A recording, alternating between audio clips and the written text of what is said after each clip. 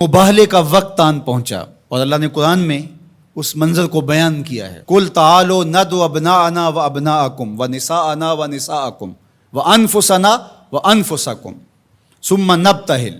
اے محبوب ارشاد کر دیجئے تم بھی اپنے بیٹے لے آؤ، ہم بھی اپنے بیٹے لے آتے ہیں. تم بھی اپنی خواتین لے آؤ، ہم بھی اپنی خواتین لے آتے ہیں.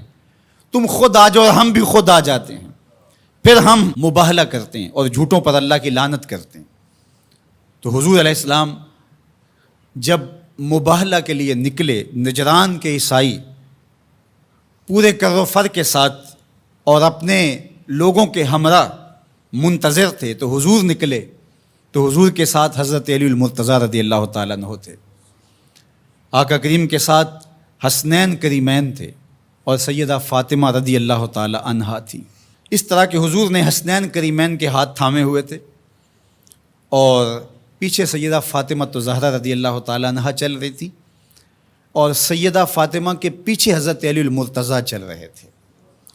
حضرت فاطمہ پردے کے حصار میں تھی، لیکن اس کے باوجود عورت کا باہر انتہائی مجبوری کی حالت میں اللہ کی توحید کی گواہی دینے کے لیے نکلنا بھی پڑا. تو اطراف میں بیٹے ہیں، سامنے باپ ہے اور پیچھے شوہر ہے اور ماحول مدینے کا ہے. سارے چاہنے والے اور محبت کرنے والے ہیں اور یہ شہزادی کونین وہ ہیں کہ اگر یہ گھر سے نکلیں تو کائنات کی آنکھیں خم ہو جائیں اور پلکوں پر پردے آ جائیں.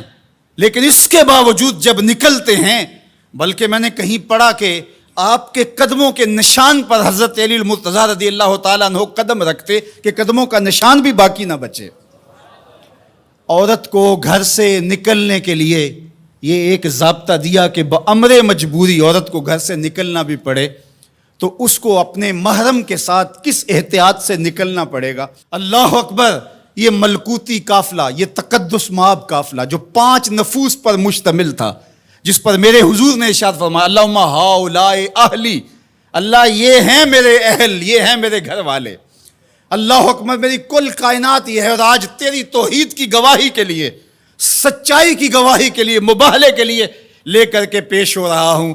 اللہ اکبر! اب جب مباہلے کا وقت آیا اور ان لوگوں کو دیکھا تو ان کا جو بڑا پادری تھا اس نے اپنے سارے پادریوں کو مخاطب کر کے کہا واللہ میں وہ چہرے دیکھ رہا ہوں، اگر یہ کہیں کہ یہ پہاڑ یہاں سے اٹھ کے ادھر ہو جائے تو سرک کے پہاڑ ادھر ہو جائے گا، اور اگر تم نے ان سے مباہلہ کر لیا تو میں یہ یقین رکھتا ہوں کہ کوئی عیسائی باقی نہیں رہے گا، اور اگر اپنی بقا چاہتے ہو تو پھر راستہ بدل لو، پتلی گلی سے نکل جاؤ. اور وہ بھاگ گئے. کیوں؟ کہ یہ وہ تقدس مآب چہرے ہیں کہ اگر یہ پہاڑ کو کہیں اپنی جگہ سے ہٹ جا تو پہاڑ بھی ہٹ جائے گا، ہمالیہ بھی اپنی جگہ سے سرک جائے گا. اور انہوں نے اگر بد دعا بول دی تو تمہارا نشان نہیں رہے گا اور تمہاری نسل باقی نہیں رہے گی.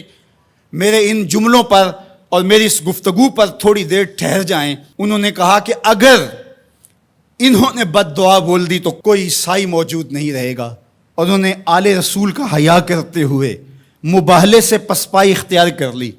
آج دنیا کے جس خطے میں بھی آپ چلے جائیں، آپ کو جیسے بھی عیسائی ضرور ملیں گے، ان کا مذہب جس صورت میں بھی ہے بہرحال موجود ملے گا، لیکن جنہوں نے حیا نہیں کیا اس یزید کی نسل آپ کو کہیں بھی نہیں ملے گی، اس شمر کی اولاد آپ کو کہیں نہیں ملے گی، ابن زیاد کی نسل آپ کو کہیں نہیں ملے گی. میں نے تو دنیا گھومی ہے، مجھے آج تک کوئی شخص نہیں ملا جس نے کہا میں یزید کی اولاد سے ہوں. آج تک کوئی شخص نہیں ملا جس نے کہا کہ میں اتنی پشتوں میں جا کے خولی سے ملتا ہوں.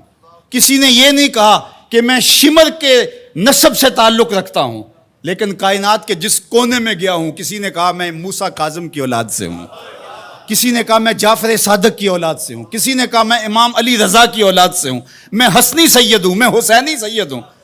تو یار نام تو ان کا باقی رہا، تو یزید کا تو نشان مٹ گیا، تشخص بھی مٹ گیا، اور حسین کے روزے پہ آج بھی جھنڈے جھولتے دکھائی دیتے ہیں. فخر کا دل میں دریچہ باز کرنا چاہیے، جن کا تو آقا ہے ان کو ناز کرنا چاہیے. ہمارے لیے فخر ہے کہ ہم حسینی ہیں. حسینی ہونا اعزاز ہے. حضور کی آل کی محبت اور ان کی ولا یہ ہمارے سینوں کا اجالا ہے، یہ باطن کی روشنی ہے۔ اقبال کہتا ہے کہ آج اگر آپ میرے اندر ایمان کی حرارت دیکھتے ہیں اور اسلام کا حقیقی فلسفہ اگر میرے نوک قلم سے ٹپکتا ہوا دیکھتے ہیں تو یہ نور، یہ اجالے اور یہ روشنیاں مجھے نصیب کس چوکھٹ سے ہوئی؟ از ولائے دودھ مانش زندام، میرے باطن کی حرارت اور توانائی کا سبب یہ ہے کہ میں حضور کی اولاد سے پیار کرتا ہوں۔ اللہ اکبر، در جہاں مثل گوہر تابندام، کہا کہ یہ عکس جمال رسالت معاب اور پھر عکس اہل بیت نبوت ہے کہ آپ کو میرا چہرہ چمک